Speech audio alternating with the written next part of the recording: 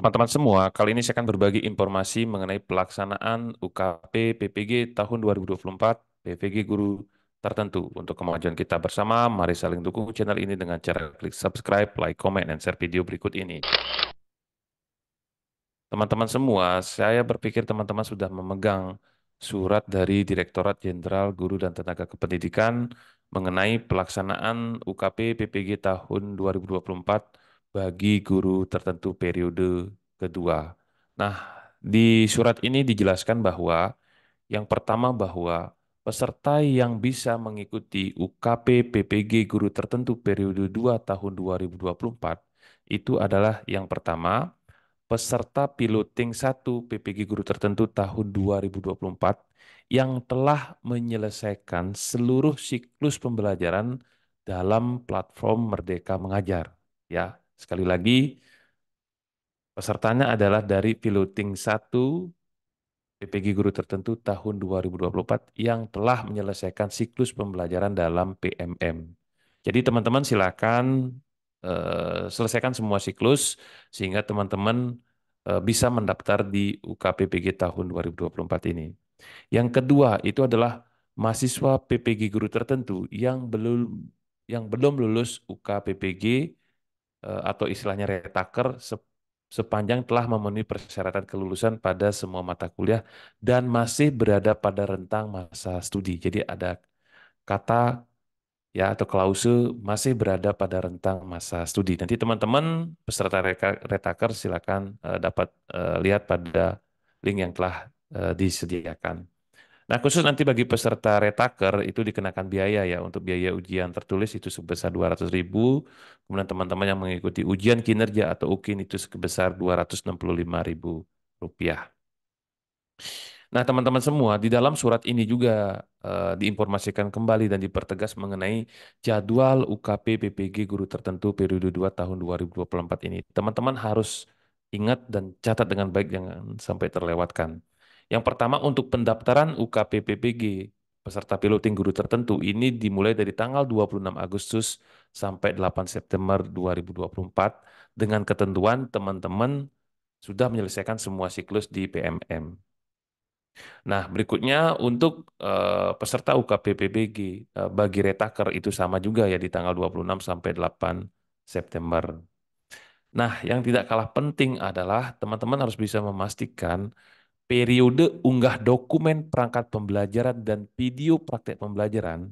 Ya, sekali lagi ya, unggah dokumen perangkat pembelajaran dan video praktek pembelajaran itu adalah di tanggal 11 sampai 15 September. Berarti kurang lebih kalau hitungan sekarang di tanggal 24, maka kurang lebih teman-teman punya waktu lagi 3 minggu.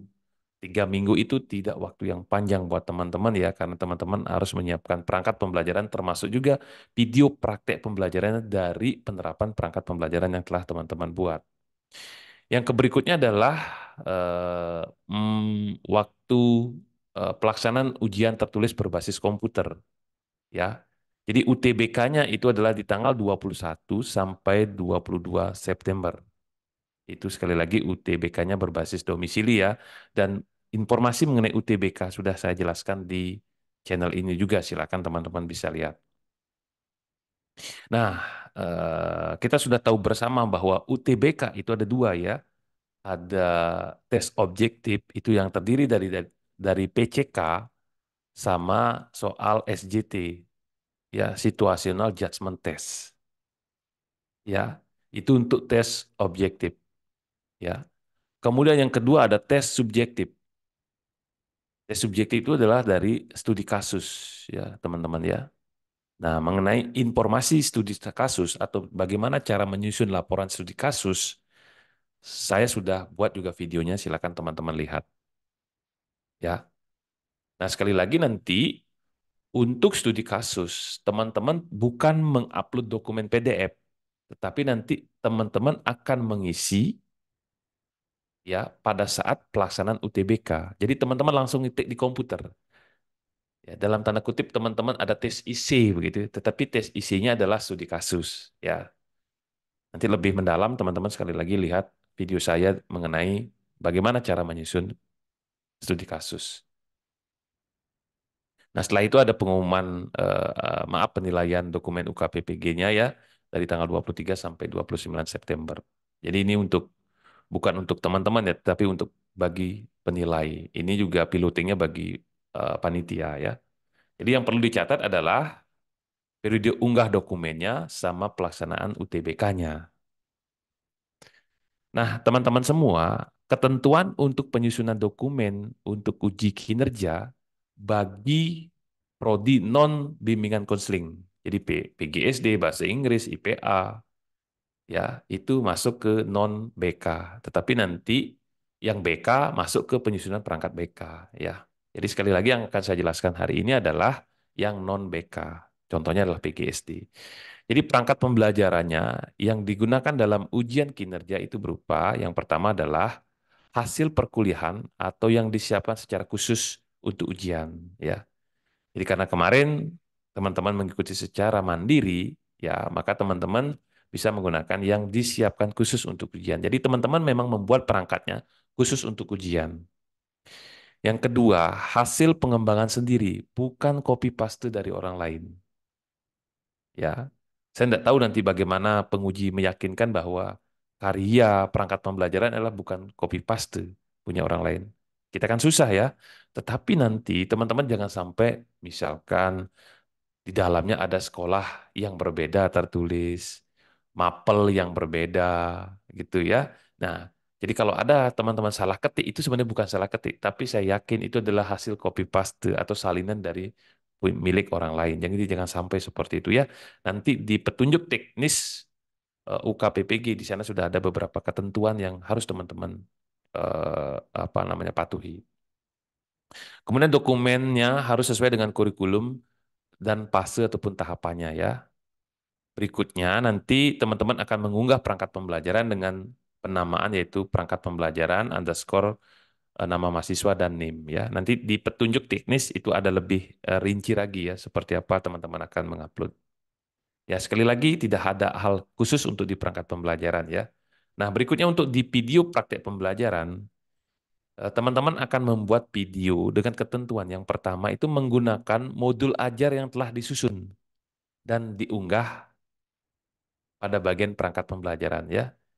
Jadi sekali lagi teman-teman membuat video praktek pembelajarannya adalah dari implementasi perangkat pembelajaran yang telah dibuat. Jadi jangan sampai nanti perangkat pembelajarannya sama videonya ini dua hal yang berbeda, jangan sampai ya. Yang kedua, itu direkam saat mengajar dengan durasi 2 JP ya. Jadi karena di petunjuk teknis juga dijelaskan bahwa teman-teman ngajar full itu 2 JP. Kecuali nanti PAUD yang bisa menyesuaikan. Kemudian gambar harus fokus, suara jelas, video stabil. Video menampilkan seluruh aktivitas pembelajaran. Jadi 2 JP itu adalah 2 jam pelajaran untuk menerapkan perangkat pembelajaran yang telah teman-teman buat. Tidak ada penambahan aksesoris ini. Saya kuningkan ya, tidak ada penambahan aksesoris. Profil sekolah, profil peserta didik, ataupun ada latar belakang musik yang ditambahkan pada video praktek pembelajaran. Ya. Berikutnya teman-teman, ya. Video yang diunggah itu terdiri dari 2 hal. Yang pertama itu ada video utuh. Nah, video utuh ya. Jadi 2 JP tanpa editing. Yang kedua itu adalah video rekaman yang telah diedit berdurasi 20-30 menit. Tetapi dengan ketentuan, teman-teman menampilkan bagian-bagian yang penting dalam pembelajaran sesuai dengan modul ajarnya. Ya. Jadi sekali lagi teman-teman akan mengumpulkan 2 file. Video utuh 2 JP, kemudian video rekamannya yang telah diedit itu 20-30 menit. Jadi nanti yang akan dinilai oleh dosen penguji atau penguji UKIN itu adalah yang video editing atau video yang sudah diedit. Tetapi kalau ada hal-hal yang menjadi indikator penilaian, tetapi di video editing tidak terlihat, maka video utuhnya yang akan dilihat gitu. Itu kira-kira teman-teman ya. Nanti ketentuan unggah filenya itu nanti teman-teman simpan di Drive, kemudian nanti linknya teman-teman masukkan di laman uji kinerja. Nah, sekali lagi nanti untuk nyimpen di drive. Jadi jangan sampai teman-teman mengunci filenya atau istilahnya adalah apa namanya eh, tidak dibuka untuk umum. Jadi teman-teman harus setting bahwa video tersebut bisa dibuka oleh siapapun yang memiliki linknya gitu ya. Jangan sampai di lock ya atau dikunci sehingga nanti ketika penguji buka itu nggak bisa, perlu akses. Nah itu jangan sampai biar nggak ribet nanti ya. Nanti kemungkinan besar nanti dokumennya nggak kebaca, tidak bisa dilihat ya teman-teman nggak dapat nilai, nggak dapat nilai ya pasti nggak lulus gitu ya. Jadi jangan sampai seperti itu ya teman-teman. Nah, itu hal-hal yang bisa saya sampaikan berkaitan dengan informasi mengenai pelaksanaan UKP PPG tahun 2024 ini untuk yang gelombang 2 ya. Nanti secara lebih rinci teman-teman bisa cek di petunjuk teknis UK PPG tahun 2024 ya. Termasuk juga sekali lagi bagi teman-teman yang yang BK ya, teman-teman bisa lihat kembali cermati di surat dari Direktorat Jenderal Guru dan Tenaga Kependidikan termasuk di petunjuk teknis UK PPG-nya ya. Nanti trik-trik khusus ya bagaimana di perangkat pembelajaran, bagaimana di video, bagaimana di tes objektif, bagaimana di tes subjektif atau di laporan studi kasus nanti teman-teman di video saya sudah jelaskan semuanya, saya sudah kupas tuntas. Jadi saya berpikir sebenarnya tidak ada yang tidak lulus PPG-nya kalau teman-teman mengikuti perkembangan informasi di channel saya ini. Jika dirasa bermanfaat, silakan share kepada teman-teman yang lain sehingga semua merasakan apa yang saya bagikan ini. Terima kasih teman-teman semua, semoga sehat selalu.